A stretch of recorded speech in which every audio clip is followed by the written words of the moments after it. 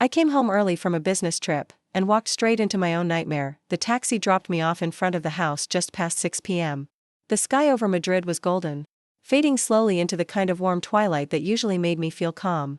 I remember thinking how good it would feel to surprise Miguel. I hadn't told him I was coming home early. I wanted to see his face, to feel his arms around me after 3 long weeks apart. I rolled my suitcase up the walkway and noticed something odd before I even reached the door. The house was glowing, literally glowing, from the inside. Warm light spilled through the curtains, and the faint sound of music carried into the yard. It wasn't our usual quiet home. It sounded festive. For a split second, I thought, maybe he's throwing me a welcome home party. Miguel loved surprises, or at least he used to. My heart fluttered at the thought as I reached for the doorknob. That's when I saw the banner through the window. Bright blue and pink letters stretched across the living room wall. Welcome our little miracle. I froze. My hand still clutched the handle, but I couldn't push the door open. Our little miracle? We didn't have children. We couldn't point 2 years ago. I had a miscarriage at 12 weeks. It had broken something inside me, not just in my body, but in my heart. After that, Miguel and I stopped talking about children. It hurt too much. He told me it didn't matter, that he loved me no matter what. And I believed him. Now, seeing that banner, my throat tightened. For a moment I even laughed nervously to myself, whispering, maybe it's a joke. Maybe it's for someone else. But deep down, my stomach twisted with a strange, cold fear. I opened the door. The smell of perfume, champagne, and freshly baked cake hit me at once. The house was full of people, familiar faces from our families, even some of my coworkers. Balloons, streamers, laughter. Then the laughter stopped. Every head turned toward me. I must have looked like a ghost standing there in the doorway, hair still messy from travel, suitcase beside me, eyes wide. For a long second, no one moved, and then I saw her. Carmen. My best friend since university. The woman who sat beside me when I lost my baby. Who stayed up late drinking wine and crying with me about how unfair life can be. The woman I trusted like a sister. She was standing in the center of the room, her belly unmistakably round beneath a soft pink dress. And standing right behind her was Miguel. His hands were wrapped around her waist. His chin rested gently on her shoulder. I couldn't breathe. He didn't see me at first. Rosa, his mother, did. She was rubbing Carmen's stomach with both hands, smiling proudly. She turned, saw me frozen at the door, and her smile vanished. Miguel. She whispered sharply. He turned. His face went pale. Anna, he stammered, stepping forward. You're home early. My suitcase slipped from my hand and hit the floor with a heavy thud. What is this? I managed to say. My voice came out hoarse, strangled, barely human. No one answered. Carmen's eyes filled with tears, but she didn't speak. Rosa stepped between us, her voice unnervingly calm. Please, Anna, she said. Don't make a scene. Carmen shouldn't be stressed, she's carrying your husband's child. My knees almost gave out. I blinked at her, certain I had misheard. My husband's child? I repeated. Miguel reached for me. It's not what you think. I slapped his hand away so hard the room gasped. Not what I think? I shouted, my voice echoing through the hall. You've been sleeping with my best friend, and she's pregnant, and you dare tell me it's not what I think? Tears spilled down my face, hot and uncontrollable. I turned to Carmen. How long? I demanded. How long were you lying to me? She sobbed. Anna, I didn't mean for it to happen. It was just, don't you dare. I screamed. You held my hand when I lost my baby. You told me I was like a sister to you. The crowd stood frozen. Some guests whispered. A few quietly backed out the door. Miguel's face twisted in anger now. You were never home. He barked. I was lonely, Anna. I needed someone. I laughed bitterly, wiping at my tears. You needed someone? So you took the one person who was closest to me. That's not loneliness, Miguel, that's cruelty. He tried to reach me again, but I stepped back, shaking. Don't touch me. Don't you dare touch me. Rosa's voice rose, sharp as glass. You're acting hysterical. You should have been here for your husband instead of chasing money. Men have needs, Anna. I turned to her, my voice cold. When I lost my child, where were you, Rosa? Did you tell your son that my grief made me unworthy of love? Silence. No one looked me in the eye. Not Carmen. Not Rosa. Not Miguel. I realized then that they had all known. All of them. They had been living in this lie, building this little fantasy family. While I was across the world working overtime to pay for this house, for this life, for them, something inside me broke, but it wasn't weakness this time. It was resolve. I straightened my shoulders, picked up my suitcase, and said quietly, enjoy your party. Then I turned and walked out the door to behind me. I heard Rosa call my name, Miguel shout something desperate. But I didn't look back. Outside, the evening air was cool against my burning cheeks. I walked down the street until the sound of music faded into the night. My hands were trembling, but my mind had never been clearer. I whispered to myself, almost laughing at the absurdity of it all, "Welcome our little miracle?" No. Congratulations, Miguel. You just lost everything. When people used to ask me about my marriage, I always smiled and said, "We're doing great." And for a long time, I believed that was true. Miguel and I met 8 years ago at a charity event. He was charming, in that quiet, unassuming way that makes you lean in to hear more. He worked in marketing, full of ideas and jokes that could light up an entire room. I was the practical one, a senior project manager for an international logistics firm, the kind of woman who planned everything weeks ahead and made lists for her lists. He said I was the calm to his chaos. I said he was the warmth to my discipline.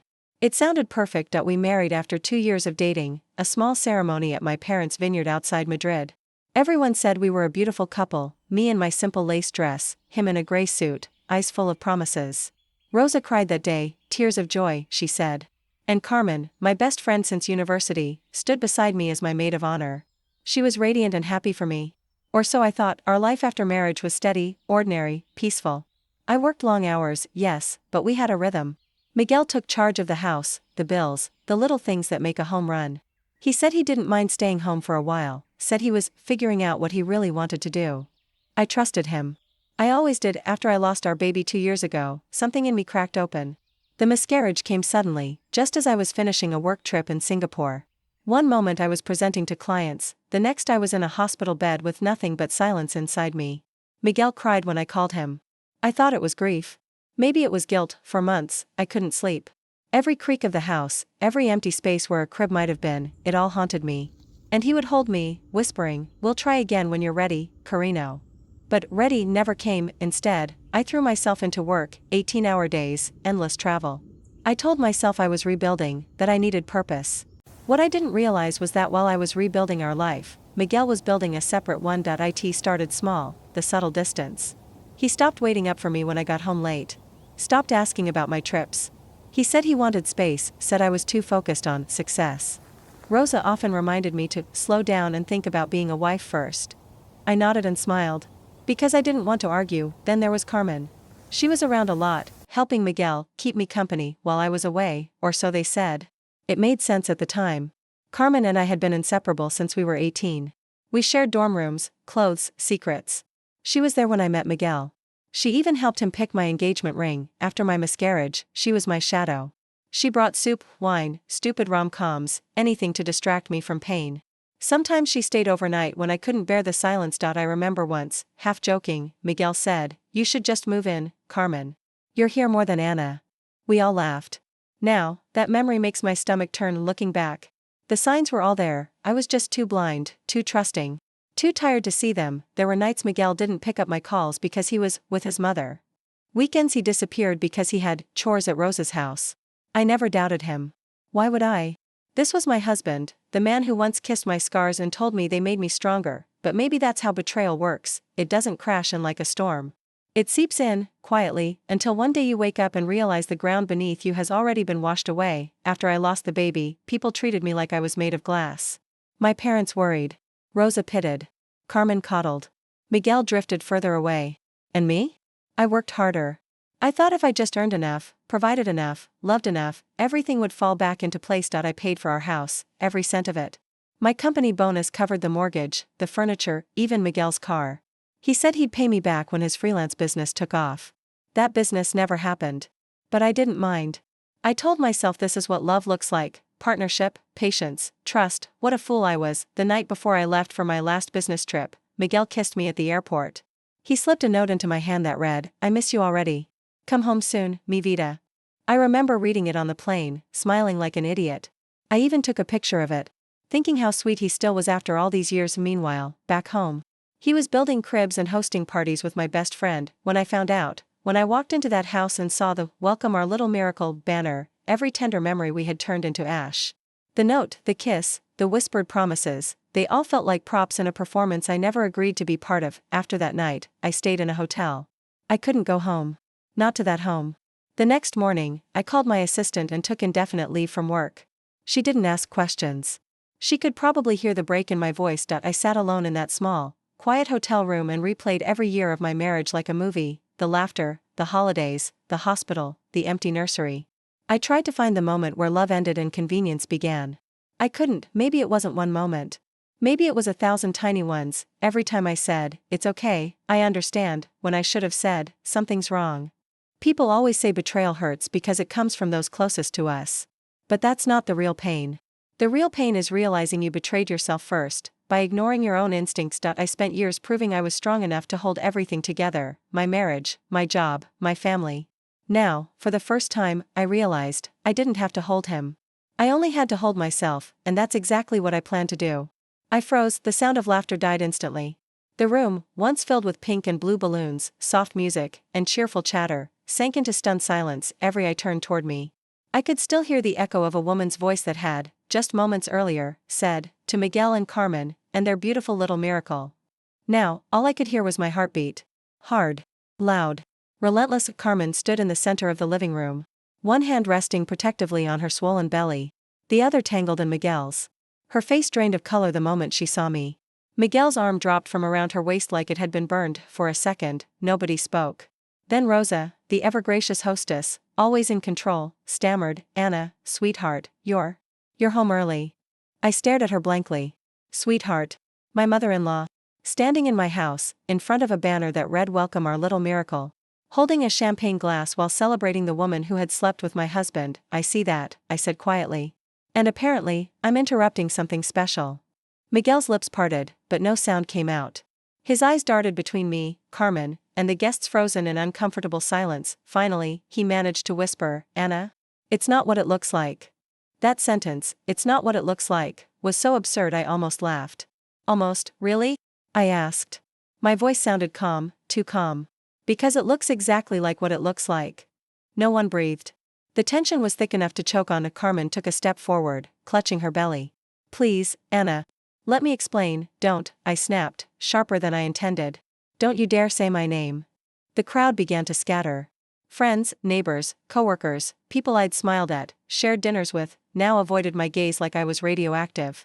One by one, they slipped out, murmuring half-hearted apologies. Rosa put her hand over her pearls, trembling.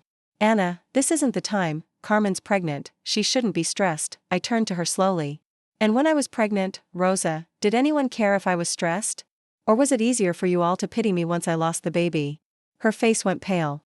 She looked away. Miguel moved closer, hands raised in a useless attempt to calm me. "Anna, listen, please. You were gone so much for work, and I cut him off." "Stop right there. Don't you dare blame this on me." The rage in me wasn't loud. It was cold, sharp, deliberate. The kind that comes from realizing your whole world has been a lie. I stepped closer, my voice steady. "You think I wanted to work this much, Miguel? You think I enjoyed leaving every week? I was out there making money, keeping this house, keeping you fed, keeping our lives together. While you were here," I gestured toward Carmen's belly, "building something else." Miguel's jaw tightened. "You don't understand. I was lonely." "Lonely?" I laughed bitterly. "You weren't lonely. You were lazy. You didn't want to be a husband. You wanted a caretaker." Carmen burst into tears. "Anna, please. It wasn't supposed to happen like this. We didn't plan it, it just happened." I interrupted. "Like tripping and falling into my husband's bed?" The slap of silence that followed was deafening. For a moment, I saw it all from outside myself: the balloons, the banner, the pink cupcakes lined perfectly on the counter. The celebration of a child that should have been mine. I turned to Miguel. "Tell me, when were you planning to tell me? When she gives birth? When the baby learns to say daddy?" He didn't answer. His silence told me everything I needed to know. I looked at Carmen, her face streaked with tears. She looked smaller now, fragile, pathetic even, but I felt no sympathy left to give. "I trusted you," I said softly. "You were my friend. You came to my house every weekend. You sat at my table and asked me for advice about your love life, and all along, you were stealing mine." Carmen sobbed, clutching her stomach. "Please don't hate me." "I don't hate you," I said coldly. "I'm done wasting emotion on people like you." Rosa whispered something about forgiveness, but I barely heard her. I walked past her to the table, grabbed a champagne glass, and raised it high. "To Miguel and Carmen," I said. My voice didn't shake. "Congratulations on your miracle. You two deserve each other more than you'll ever know." The glass slipped from my fingers, shattered against the floor, scattering shards and champagne across the tiles. It was the sound of something breaking, and not just glass. Miguel stepped forward again, desperate.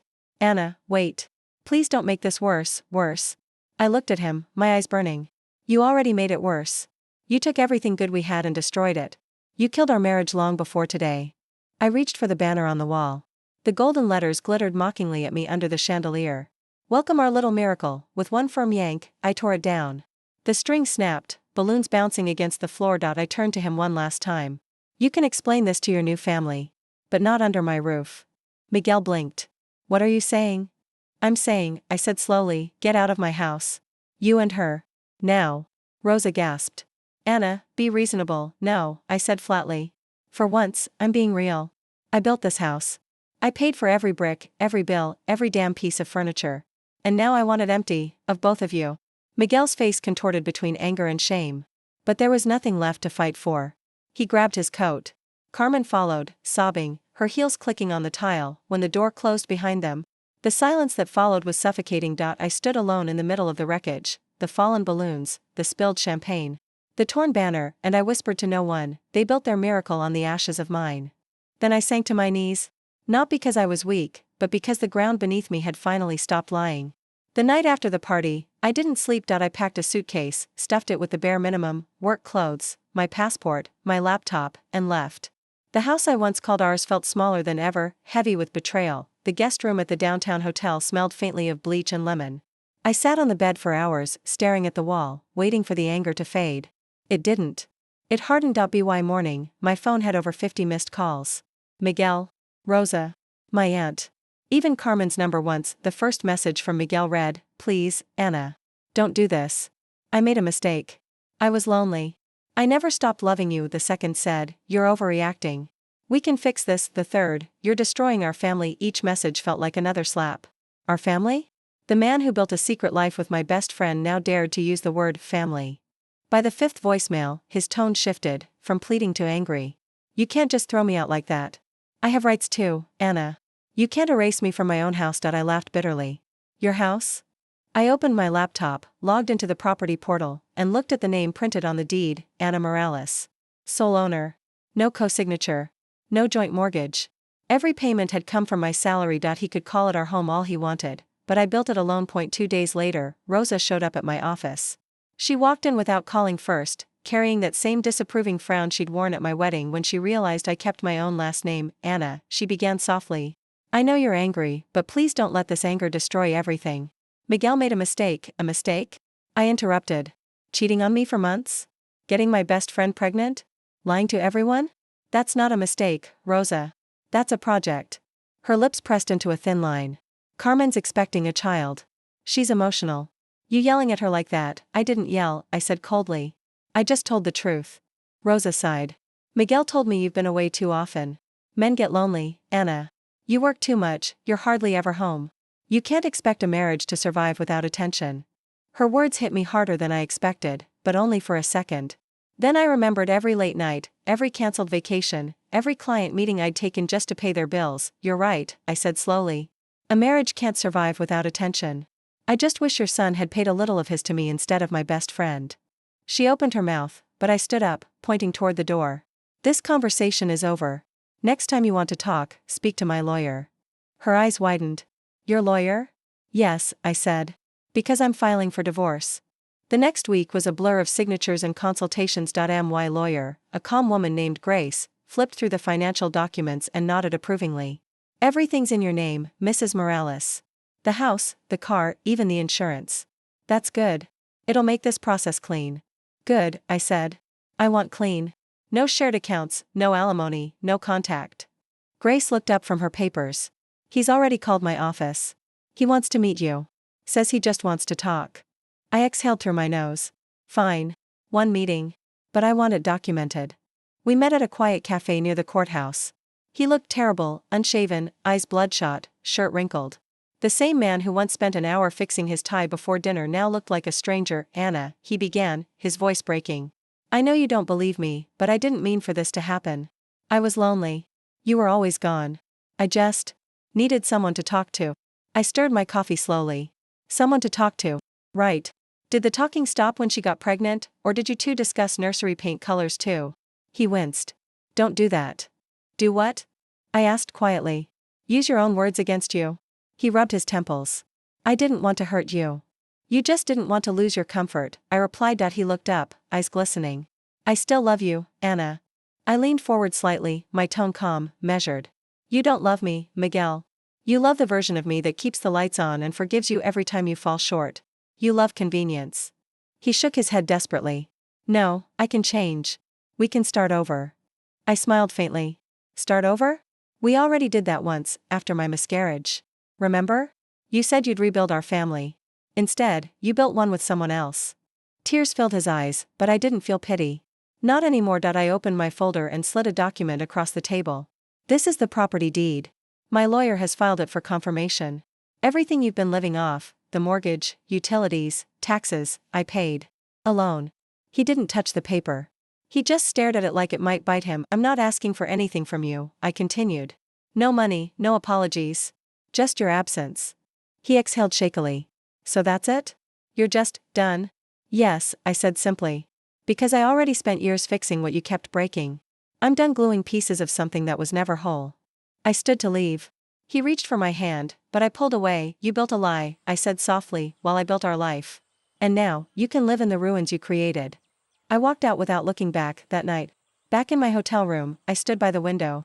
Looking out at the city lights. I felt exhausted but lighter, like someone had untied a weight from around my ribs. My phone buzzed again, another message from Miguel, please. One last chance. I deleted it, then another came in, this time from Carmen's number, I'm sorry. I never wanted to hurt you. I didn't respond to that one either, some wounds don't deserve closure. Outside. The rain started to fall, steady and cleansing, and for the first time in months. I let it wash over the glass without feeling like I was drowning. The divorce papers were ready within 2 weeks. Grace handled everything with surgical precision, asset verification, property title confirmation, and formal notice of separation. I sat across from her desk as she slid the final document toward me. All signatures are in place, she said. Once the judge approves, the house, the car, and all joint accounts will be legally separated. Since Miguel's name isn't on any of the deeds, he has no financial claim. I nodded slowly, letting her words sink in. It didn't feel like victory. It felt like closure, quiet and cold, the way winter ends a storm. Grace's voice softened. You did the right thing, Anna. I know, I whispered. It just shouldn't have come to this. The morning I returned to the house, the air felt stale. The "Welcome Our Little Miracle" banner still hung on the living room wall, faded and drooping. I stood there for a moment, staring at the letters, the cruel irony of them. It used to be my home. My safe place. Now it was just evidence. I walked through each room slowly, taking inventory of what I'd built and what he'd tainted. The mahogany table I worked overtime to afford. The sofa we argued over for weeks before buying. The framed photo of our honeymoon in Santorini. I turned it face down. The back door, I could still see faint traces of the glitter and balloons from the baby shower. The sight made something sharp twist in my chest. That was when I heard the sound of a car pulling up. Miguel. He stepped out of a dusty sedan, unshaven, wearing the same wrinkled jacket from our last meeting. Carmen followed behind, her belly now visibly round beneath her floral dress. Anna, please, he called out, hands raised as if approaching a wild animal. Don't do this. Let's talk. I folded my arms. Talk? About what, exactly? How you built your fairy tale on my paychecks. Carmen's voice trembled. Please, Anna. I'm sorry for what happened. I didn't mean for things to go this far. Her words barely registered. I was looking at Miguel, the man who once promised forever and delivered betrayal. The lawyer sent me a notice, he said bitterly. You're taking everything, the house, the accounts, even the car? You can't just leave me with nothing. I stepped closer, my tone quiet but razor sharp. I can. Because I earned everything. His jaw clenched. I helped too. I raised an eyebrow. Really? Remind me, Miguel, which part? The rent I paid? The bills I covered? The trips I funded while you were too busy playing the devoted husband to someone else? He looked down, speechless. Carmen reached for his arm, tears spilling down her cheeks. We don't have anywhere to go. I can't raise a baby like this. For a moment, something inside me softened, not for her, but for the child. That innocent life caught in the wreckage of their lies. But compassion wasn't the same as forgiveness. You made your choices, I said quietly. Now live with them. Miguel's voice cracked. You're cruel. I laughed softly, shaking my head. No, Miguel. I'm consistent. You mistook my patience for weakness. That's on you. He glared at me, anger flickering in his eyes. You'll regret this. One day, you'll realize you overreacted. I regret one thing, I said calmly, and it's believing that you were worth saving. I turned toward the door. You have until tonight to pack your things. Anything left behind goes to donation. Carmen sobbed openly now, clutching Miguel's sleeve. He hesitated, staring at me like a man watching the door of a burning house close behind him. Anna, he whispered, I loved you. I met his gaze, unflinching. Then you should have acted like it. That evening, when I came back with Grace's assistant to document the property transfer, the house was nearly empty. Miguel's car was gone. So were his clothes, his laptop, the little trinkets he'd scattered across the years, but he'd left something behind, a ring. Our wedding ring, sitting on the kitchen counter, glinting under the light. I picked it up. It felt lighter than I remembered, like it had already lost its meaning long ago. Without a second thought, I placed it in a small envelope labeled, Return to Sender. The silence in the house felt unfamiliar, not haunting, but clean. For the first time, the space was truly mine. I walked into the living room, opened all the windows, and let the air rush in. The curtains swayed gently, carrying out the last traces of their laughter, their lies, their presence. The evening sun poured in, golden and soft. It landed on the bare wall where the welcome banner used to hang. I whispered to the empty room, Welcome, Anna. Welcome home. Later that night, Grace called to confirm the last step. Miguel's lawyer signed the settlement, she said. It's done. He's agreed to vacate and make no further claims. I closed my eyes, exhaling a breath I didn't realize I'd been holding. Good, I said simply. Grace hesitated. Are you okay? I smiled faintly. I think I finally am. After the call, I poured myself a glass of wine and sat on the back porch. The night air was cool, carrying the faint sound of cicadas. I thought of everything I'd lost, and everything I'd reclaimed. He took my trust, my peace, and my time.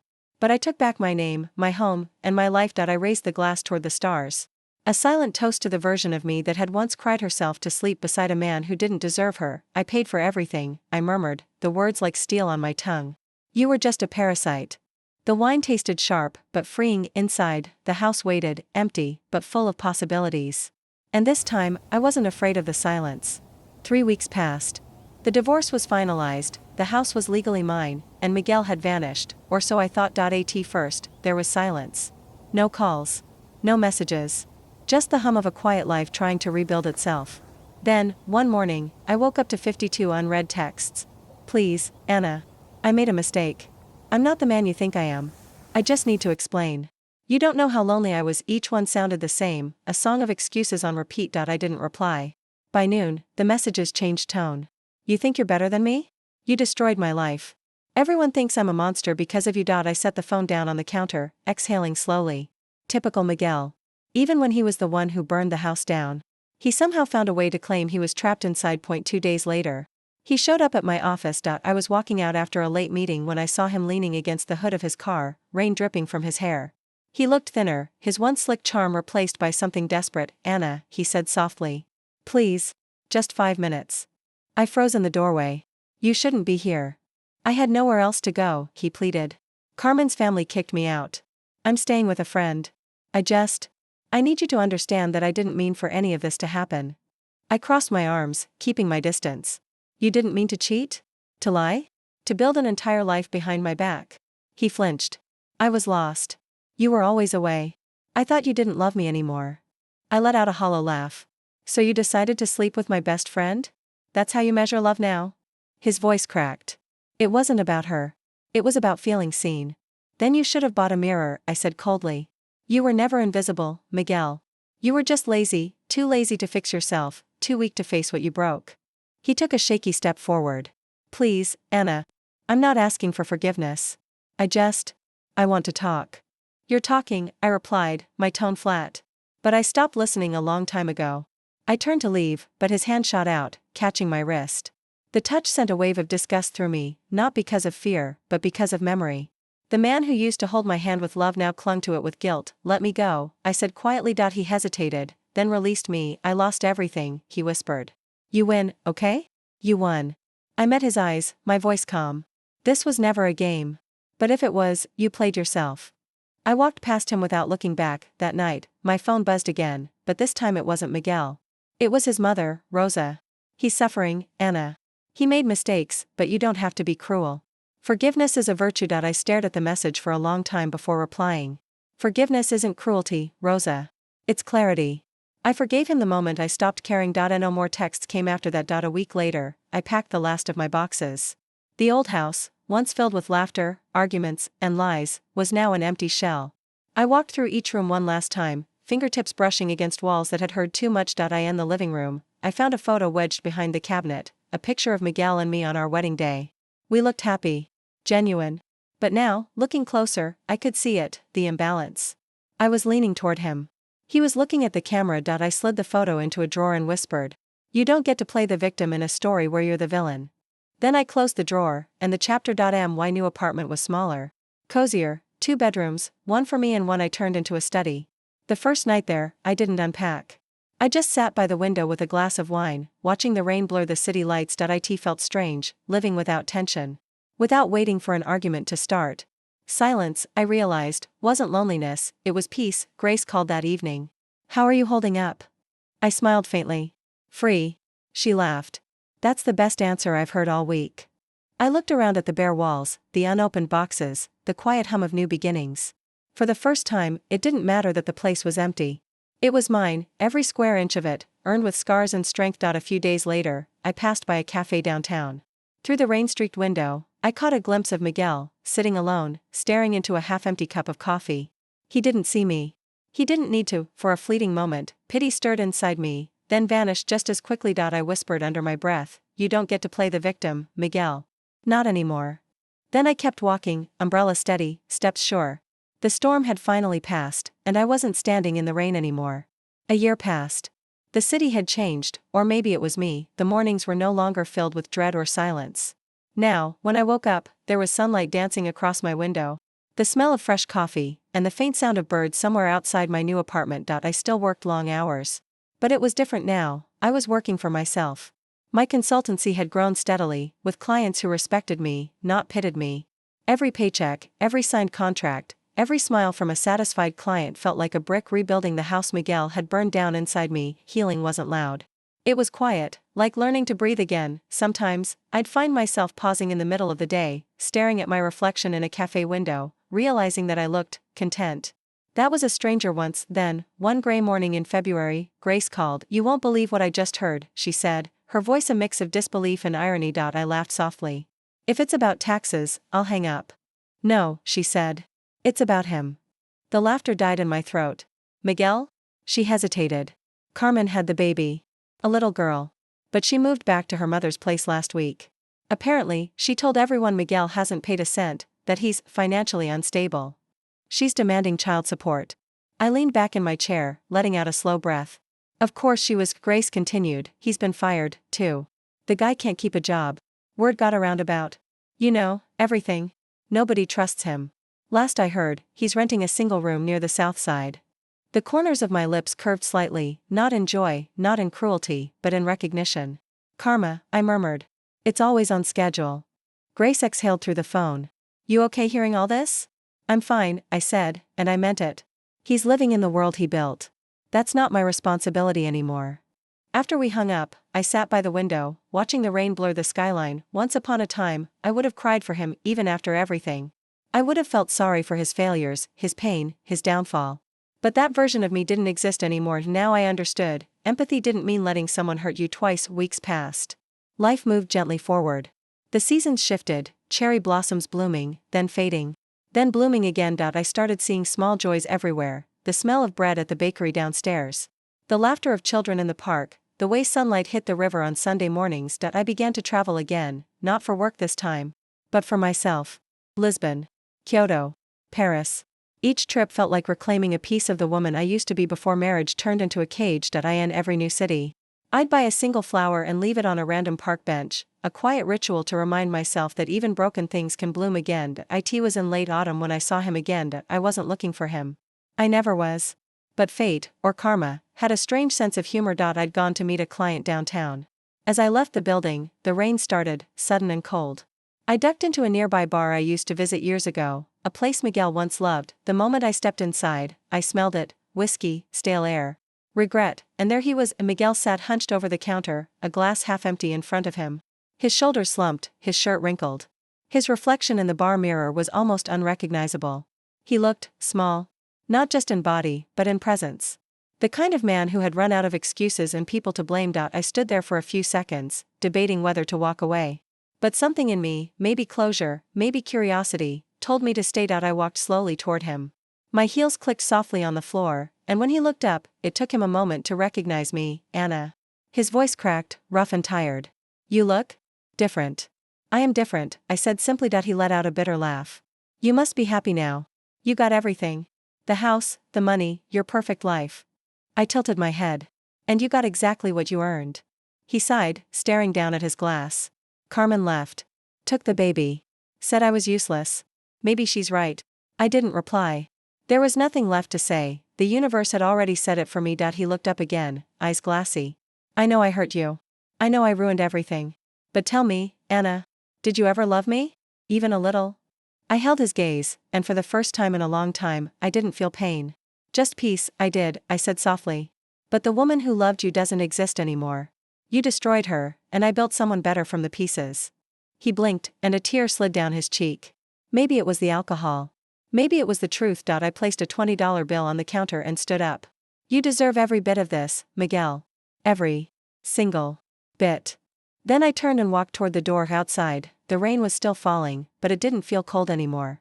It felt cleansing. I opened my umbrella and stepped into the street. The world was alive, cars rushing by, lights reflecting on wet asphalt, laughter spilling from nearby cafes. For a long moment, I just stood there, breathing it all in, freedom, clarity. The sweet scent of a life reclaimed. As I crossed the street, I caught my reflection in a shop window. A woman in her mid-30s, calm, radiant, unburdened. And for the first time, I smiled, really smiled. I whispered to myself, he didn't just lose me. He lost the version of himself that could have been good. Then I walked away, each step lighter than the last. That night, I wrote in my journal, something I hadn't done in years: karma doesn't need witnesses. It just needs time. And in the quiet glow of the lamp, I finally closed the last page of that story, not with anger, not with sadness, but with gratitude, because sometimes, losing everything is how you finally gain yourself.